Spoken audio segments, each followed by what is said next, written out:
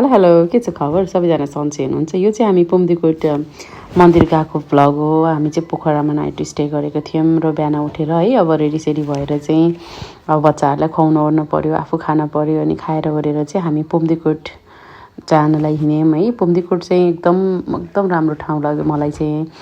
एकदम त्यो बाटो चाहिँ डर लाग्दै थियो है, बच्चाहरू लिएर हिँड्दाखेरि झनै डर लाग्दो, तर त्यहाँ पुगिसकेपछि त्यो देखिसकेपछि चाहिँ यस्तो आनन्द लाग्ने नि, एकचोटि जाने पर्ने ठाउँ जस्तो लाग्छ मलाई है। तर अब हामी बच्चा बच्ची भएको मान्छे अब हिँडेन भने पनि नहिँड्ने हुन्छ, हिँडेपछि पनि गाह्रो अफकोर्स हुन्छ है। अब मेरो बाबुलाई चाहिँ अमिलो कति मनपर्छ भन्ने कुरा सबैलाई थाहा छँदैछ। उसले चाहिँ अमिलो पसल देखेर अमिलो पसलमा गयो, अनि त्यहाँबाट हामीले अमिलो अलिअलि लियौँ, अनि खुवाउँदै ओर्दै अनि त्यहाँबाट हामी चाहिँ माथि भगवान् त्यो मन्दिरपट्टि गयौँ।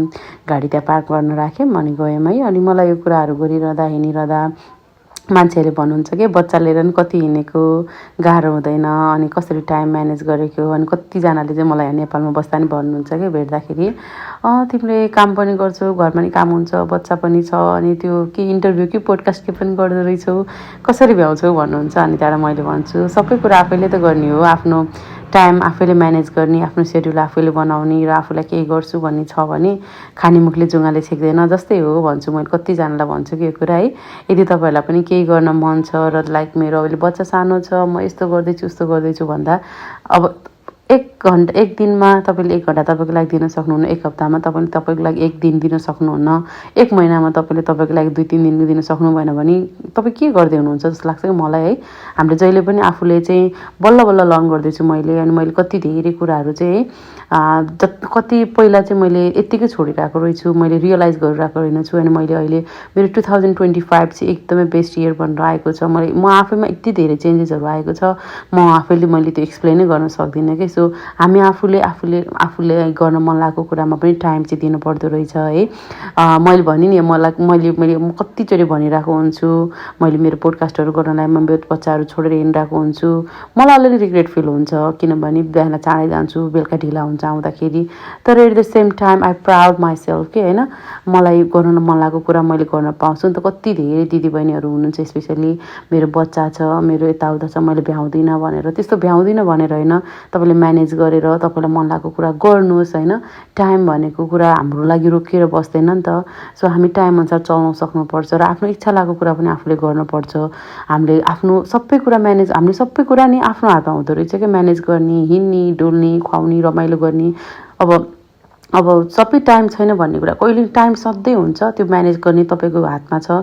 तपाईँले तपाईँको टाइम तपाईँको फ्यामिलीको लागि मात्रै दिनुहुन्छ या कोही पर्सनको लागि दिनुहुन्छ भन्ने त्यो तपाईँको हो है। तर मेरो सजेसन चाहिँ आफ्नो लागि आफूले टाइम दिने, त्यो चाहिँ हामीले कहिले पनि बिर्सिनु हुँदैन रहेछ। अनि कति धेरै मैले चिनेको मान्छेहरू भेटेँ है, आफूले गरिरहेको कामसँग खुसी नै होइन, तिमीले यस्तो गरेको छौ, हाम्रो यस्तो छ भन्ने न, तपाईँहरूले त्यस्तो कम्पेयर गर्ने कामै नगर्नुहोस्।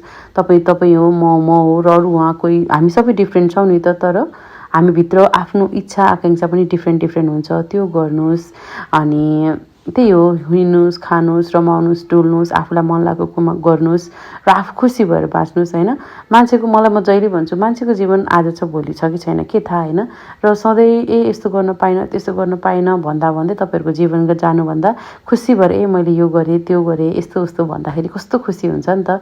अनि जीवन भनेको चाहिँ एउटा हाम्रो यात्रा हो क्या। यात्रा चाहिँ तपाईँले कसरी जाने, तपाईँ प्लेनमा जाने, गाडीमा जाने, हिँडेर जाने, त्यो तपाईँले तय गर्ने होस्। हाम्रो चाहिँ पुम्दीकोटको यात्रा सकियो र हामीले सकेपछि चाहिँ हामीले त्यहाँ पानीपुरी चटपटे खायौँ। पानीपुरी चटपटे त कहाँ नखानु है। अनि चरेलीले चाहिँ मैले भिडियो खिचेको भएर चस्मा मिलाएको है। हामी जहाँ हिँड्दा पनि हाम्रो चरिदाईसँग हिँड्छौँ र हाम्रो एकदम के त्यो यात्रा एकदम कस्तो रमाइलो हुन्छ। बुढाहरू गाडीमा चटपट यताउता खाँदै हामी चाहिँ घर फर्क्यौँ। थ्याङ्क यू सबैजनालाई, हामीलाई यति धेरै माया गरिदिनु भएको छ। I hope you had a good day. Thank you, by.